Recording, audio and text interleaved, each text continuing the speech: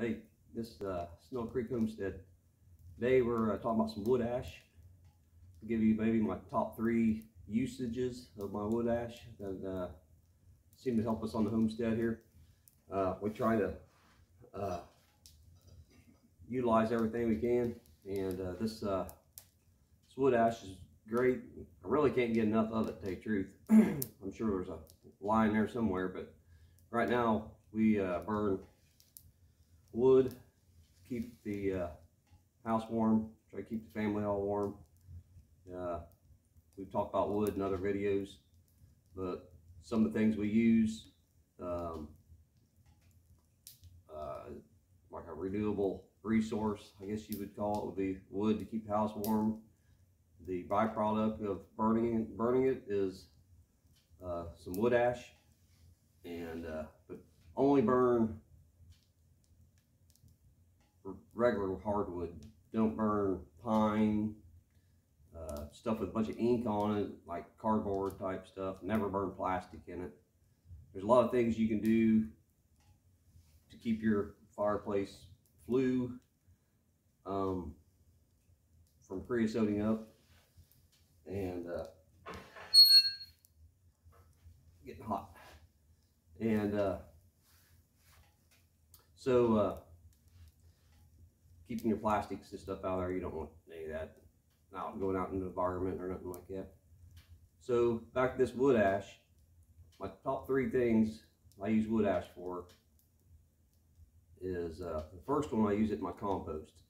The compost, I have a decent pile of compost. I bring on hay every year on farm, and it's usually 20 bales, about 1,000, 1,100 pounds a piece. So I'll bring in 20,000 pounds of hay on farm. So that's bringing on good nutrient on farm. And so we'll compost that hay, manure, urine from the goats, chickens a little bit, but chickens pretty much free range, and we have some rabbits. So we'll put that all in the compost, but I'll sprinkle in the on the compost some wood ash as I turn it sometimes if I have it on hand, and kind of spread it through the compost. And so that's a pretty good nutrient builder too, because it has phosphorus, magnesium, calcium.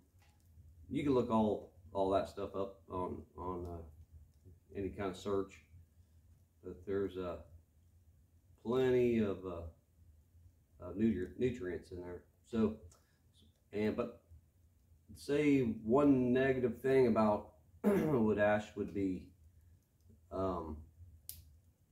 some plants don't love an alkaline soil, but I think overwhelmingly plants do. Blueberries would be one that does not like alkaline. They like acidic soil. So you might look up that pH. I think it's around, probably don't want it more than 6.5. I got a pH tester. Man, I think they only cost $10 or $15. It pay off just to go ahead and have you one of them if you use a lot of wood ash. And so tons of nutrient. A little probably goes a long ways. I don't do soil tests. I just mix my compost. Nature does its thing. So that's the wood ash to compost thing. And then the number 2 is livestock. It's a livestock bath. Basically, make sure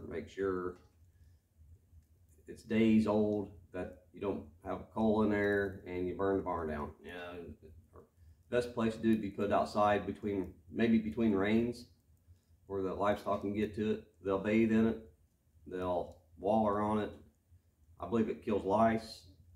I've burnt brush, and I've seen them eating licking it up as a mineral. This be a little deficient in some mineral, they'll, I don't think they eat much of it, but I've definitely seen them do it. Waller in it, so I think that's a good thing to get on them. I used to think it was really harsh because you make soap lye out of wood ash, and I'm certain it is a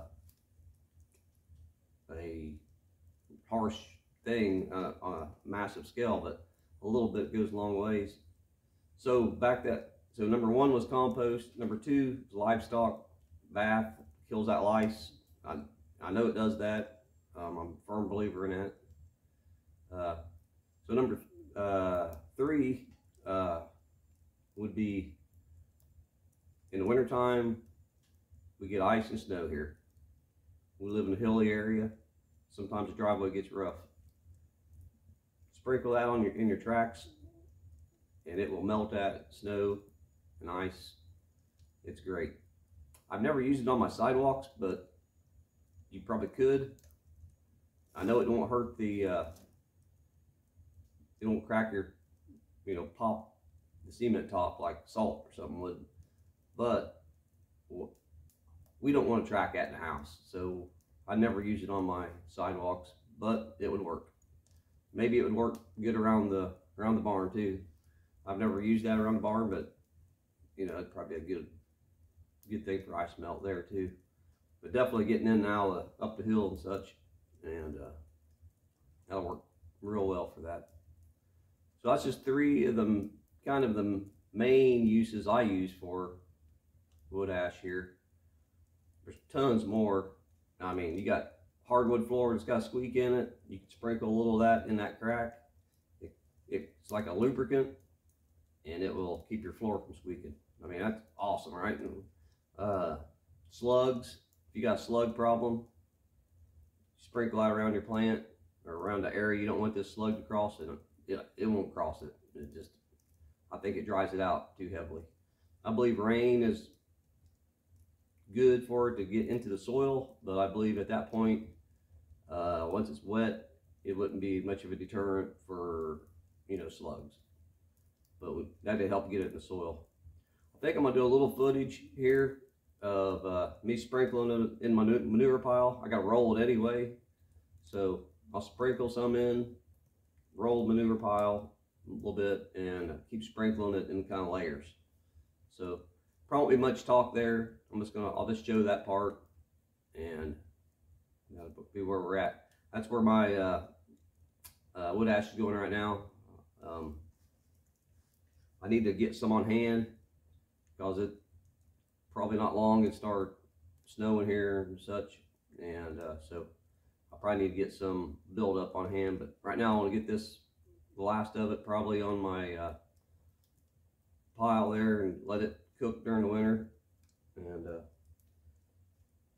the wood stove is burning good and keeping us warm, and so this wood's a good skill to have, a good resource, make you less reliant on anything, on your job, on your government, on your, just be more reliant. Work on these skills, make yourself strong, independent. I just can't say it enough. So hey, we're gonna turn this pile of manure, compost / wood ash, eggshells, coffee grounds, in this compost.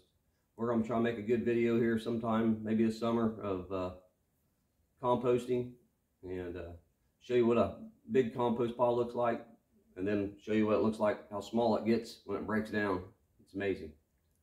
So we're going to do this tractor rollover on this compost pile, and then we'll catch you next time. Snell Creek Homestead out.